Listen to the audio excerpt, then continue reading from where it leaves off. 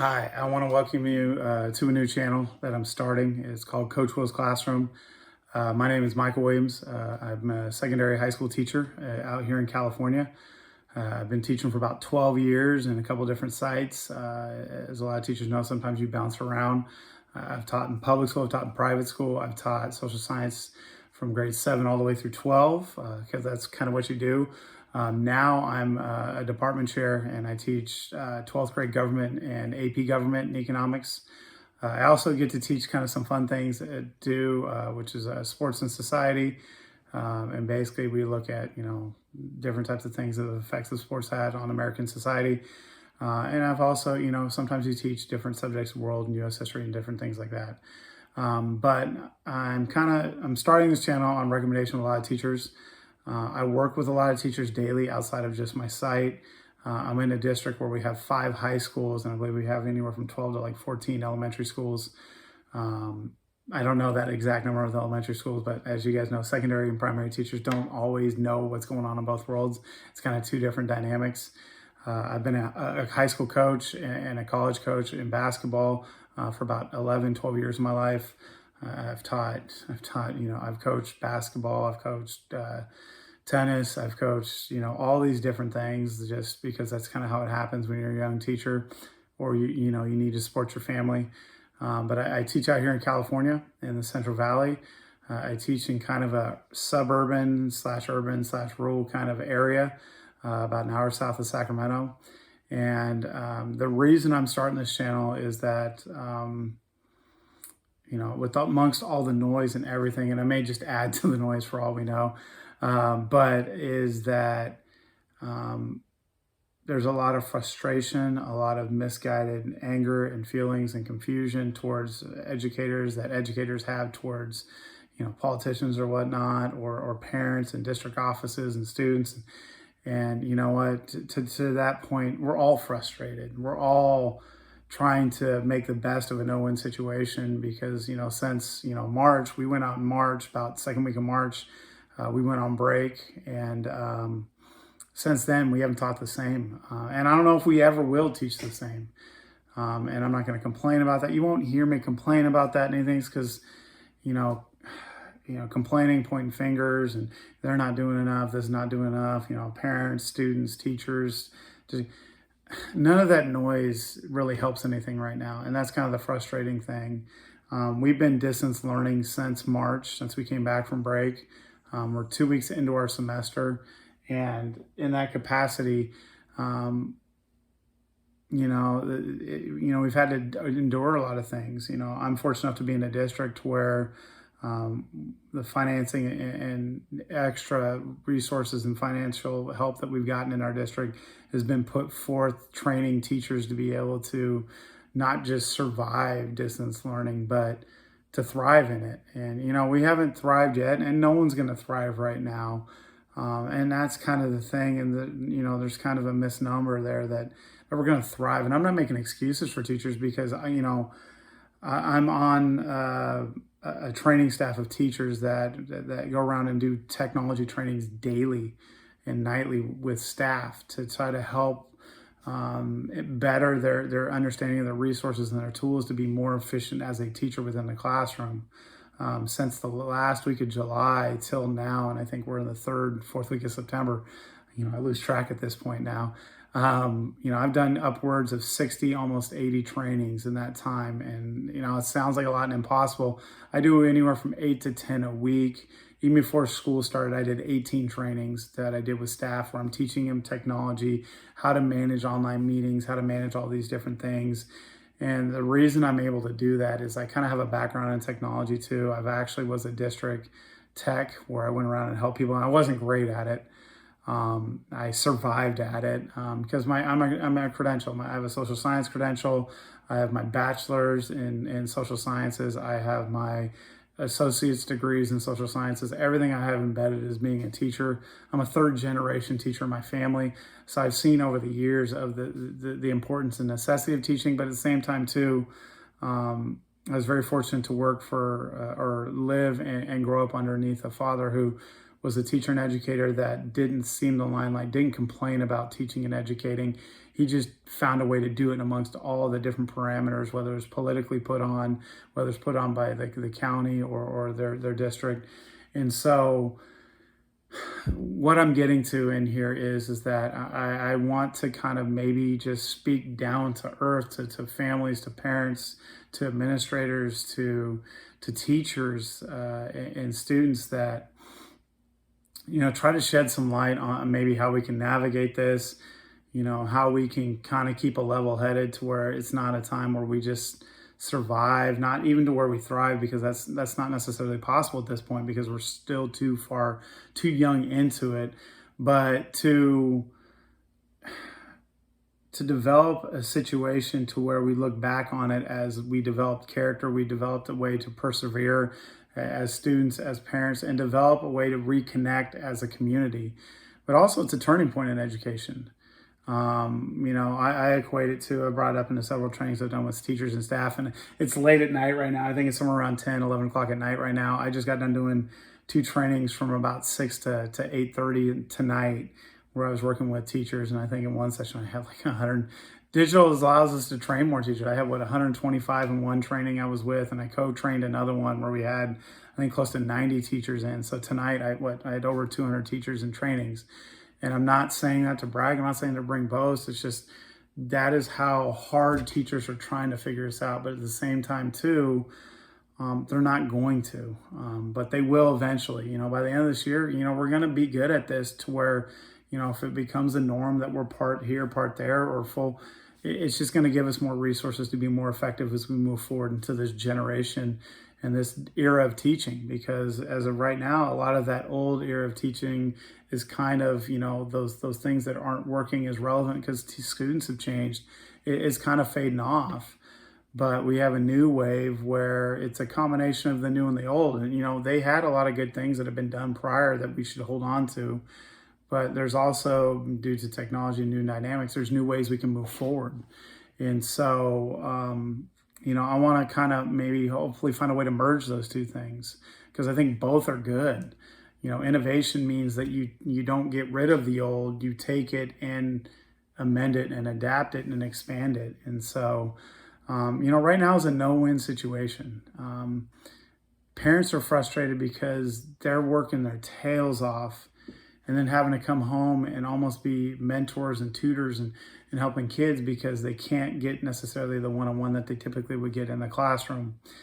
And secondarily, students are staring at screens all day long. I mean, I had to buy, these special lovely blue light glasses that make me look, I'm, on JFK's or Johnson's or, FDR's staff from way back in the day, or Eisenhower or Reagan, to where, I look like some political guru. But honestly, it's just to, take away the headaches that I would get from, staring at a screen from, 8 o'clock in the morning till, my trainings get done at 8 o'clock at night. It's changed the dynamic of what we do. And so, but we don't have to change overnight. And speaking directly to teachers right now, you're getting so many resources and things thrown at you. You're having parents come at you. You're having the community come at you. You're having social media and Twitter.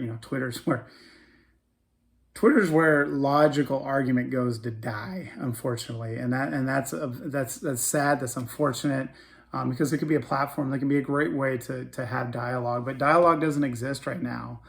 It's either you agree with me or I yell at you and try to guilt you into agreeing with me. And that doesn't. And right now we further the distance between both sides because of that way. And that's happening in education. And so teachers, are feeling like they're being forced to teach a specific way, and that parents are now hovering over them and watching them and nitpicking every little thing and things like that. And parents are going to do what parents are going to do. They're looking, honestly, they care about their kids. There are parents that dynamic is a little frustrating and stressed, and it may not be that light, but a lot of them are just concerned that their kids are not getting the same opportunity they did to learn that we got to learn. And, as from a teacher standpoint, we're self-conscious because we're doing new things that we're not great at yet, but we haven't had the opportunity or time to get great at it yet because it takes years of practice. I've been teaching 12 years. Honestly, last year was the worst year of teaching I've ever had in my life, and I was horrible. And coming into this year, it didn't paint a good light or a good picture to be able to be a great teacher. But, circumstances create opportunities to be great. And so in dire circumstances, it creates, light, and light needs to be into that. And as teachers, we need to be a light and, be willing to stand firm and say, hey, and be honest with parents. Like, we're trying to hide the fact that we're not perfect right now and that we're not great in this right now, but we're trying to act like we are. That's we got to be honest with students and parents. And on those days, hey, I'm trying to use a new tool. I'm sorry it bombed. I sucked today. And as teachers, I think it's almost become a misnomer to omit to our audience and the people that we're serving, because we're serving them. Our job is to serve them, that we're not doing great. And you know what? But at the same time, too, if they know that the effort and things that we're putting in there to be able to try to get to that point, there may be, and then there's going to be people that never see the light in that. And so, but at the end of the day, it comes down to the focal point. It's got to be on our kids and on our students. They are being put in a situation of learning that is just unprecedented. We've never seen it in my lifetime. I'm 36. I've never seen it in my lifetime. My parents' generation never saw it in their lifetime. Maybe the World War II generation saw it in their lifetime. And we got to be willing to understand them, and that at this point, too, we got to readjust with learning. It's not learning every common detail and fact out there. Learning is teaching students how to look at information, how to dissect information, and how to communicate information to another individual to a point where they understand it. Learning has to be a process of developing. A lifelong learner is not developing someone who can be on Jeopardy. That's not learning. It's developing skills and assets that allow them to achieve whatever they're geared to achieve, whatever that may be. And I can't determine that. And that's not my job to tell them what that is. And so I feel like there's a lot of different dynamics here which make it so complicated, and we're putting a burden, not as teachers, on ourselves. We're not advocating for teachers, because some of us teachers, we're not helping ourselves. There's some teachers I look at and go, really? Most teachers haven't been laid off. Most teachers have held a paycheck all the way through. And then I can't speak to all states. I can speak to the dynamic of the state I'm in, but on the whole, we've still been able to do our job and not worry about our job. The only thing that's become frustrating is how we do our job has changed. And so it's really frustrating to me that to see teachers whine and complain. And I get why they're doing that, because there's a lot of people coming at them and talking in different dynamics to them, and parents putting unrealistic expectations on them.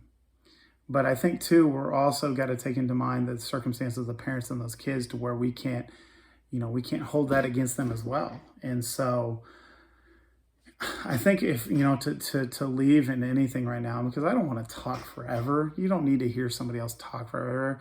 And even to now, at this point, 13 minutes is a long time. We all need to take a breath. We all need to kind of just settle down and see where the dust settles right now, and start to pick out the small victories and what's good each day and what we're doing.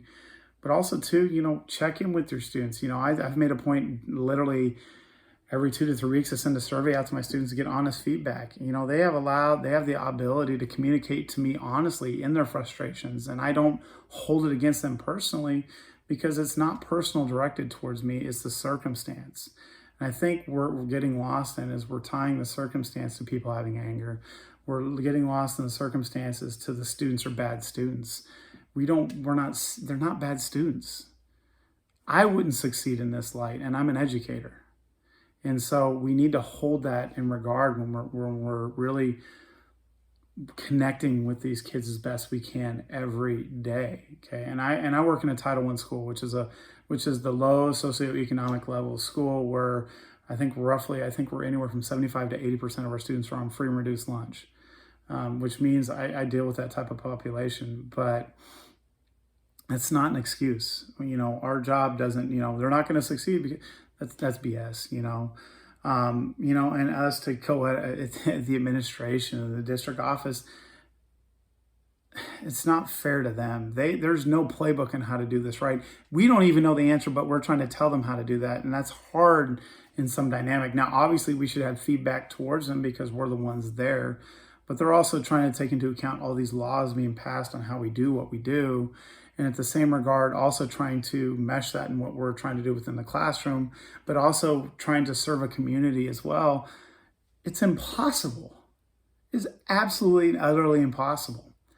And I'm not going to get political. I'm not going to get into all those things too, because as an educator, it's not my job to be a political forefront of teaching people how to think and students how to think. And my job is to teach people how to figure out what's fact and what's in front of them, and then allow them to decipher for themselves and delineate for themselves an outcome that they think is best based upon their knowledge, their upbringing, their culture, their circumstance.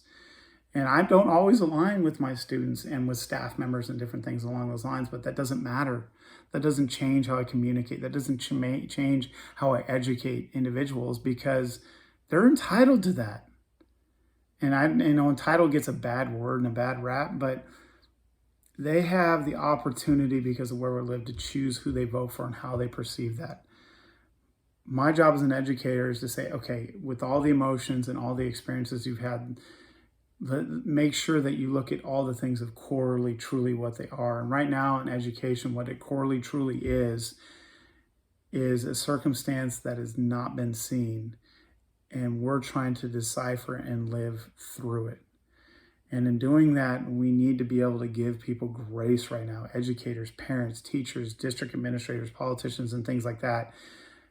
Because the outcome is not going to be the same as in the past, but we have an opportunity to have an outcome that's different, to where something greater is possible, to where we teach our children how to navigate through an unprecedented circumstance, because they're going to have theirs in their era, where they're an adult and they have children, they have nieces, they have nephews, and they have people that they work with, that they're going to navigate their own circumstance that's unprecedented. And so I just want to offer a word of encouragement. It's been encouraging to see people not quit and people just figure out how to get through these dynamics. Are there political, social, racial? There's always going to be those things. We live in a country where we have dynamics and demographics and histories and all these different things that is going to make it very difficult, almost impossible, to live without conflict, without any of these things. Now, the problem is that if we don't openly and willingly listen to one another and guilt one another and shame one another into believing the other side, we're never going to get to that point. And that goes for education. So right now, as an educator, as a teacher, as someone that I just want to help, one thing I've been fortunate enough to do daily that my districts approve with me is I take video calls while I'm teaching and while I have students doing work on the side. I have a secondary computer where I help anywhere from 18 to today. I helped 42 different teachers in video calls navigate how to work their technology to be able to teach and learn. And I have teachers that are on the borderline of retirement. I have first-year teachers. I have teachers in their prime, all coming and asking for help, and I'm able to help them. And it's a really cool dynamic, because I get to work with teachers K-12 that I would never get to talk to in this dynamic. And that to me is a blessing. That to me is really kind of cool.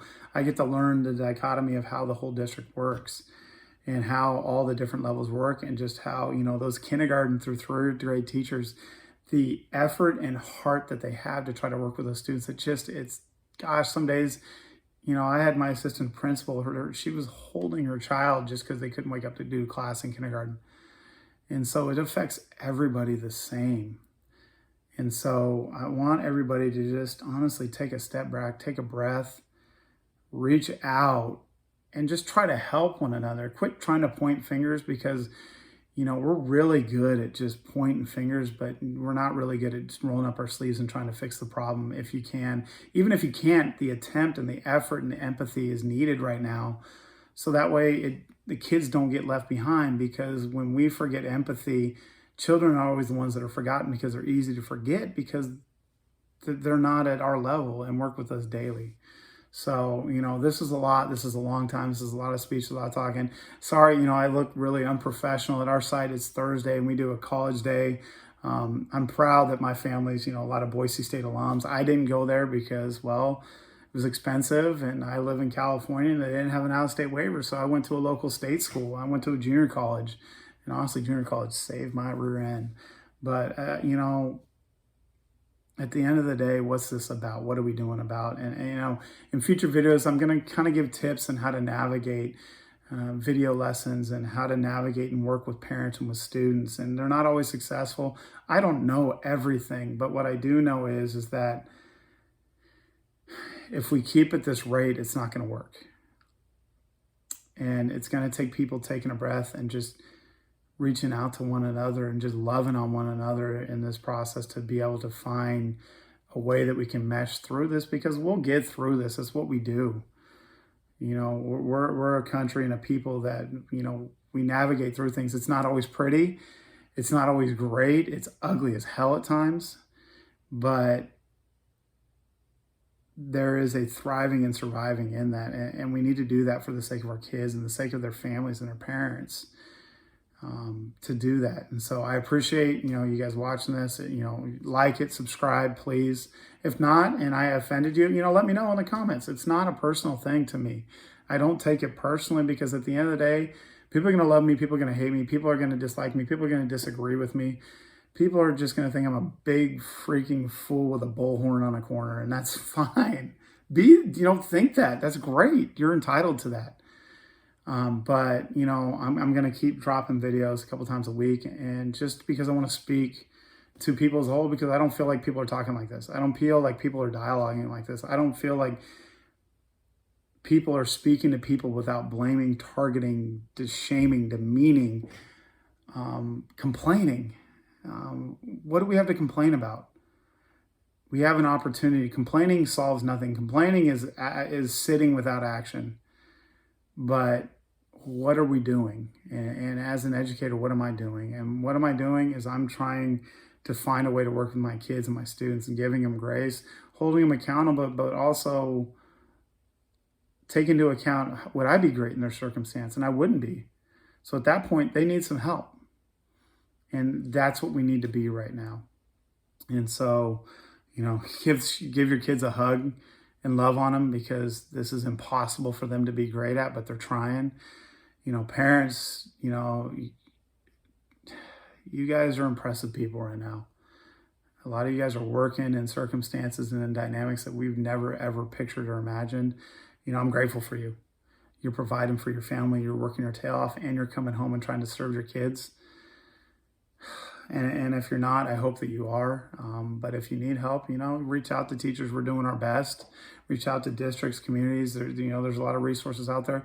And my biggest concern right now, is I've had some kids that, the social emotional, the suicide is a real thing. I don't, getting kids back to school is not going to solve that either. Because this whole dynamic has changed their way of life, and we need to really look out to them, to lift them up and love on them and just talk to them. I spend some times in class, I'm just talking with kids because they need that dialogue. They need to be heard. They need to be talked to. They need to be treated as, someone else. I'm a big gamer. I love gaming. I have every console you can think of. And I absolutely love the dynamics, because gaming is an opportunity to connect with people that's not all consuming and that's not all negative. There's a lot of positive to it, and I reach out and I just talk gaming with my kids. Honestly, sometimes I just game so I can communicate with them, and that's kind of cool. That's kind of a great thing. But and I've had a lot of great dialogues with that too. But we just need to keep things in perspective right now as we move forward.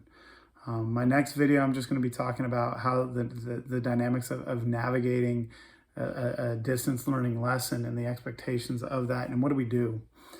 How do we interact with students? How do we engage with students? And it's not perfect, it's imperfect. And so thank you for watching this.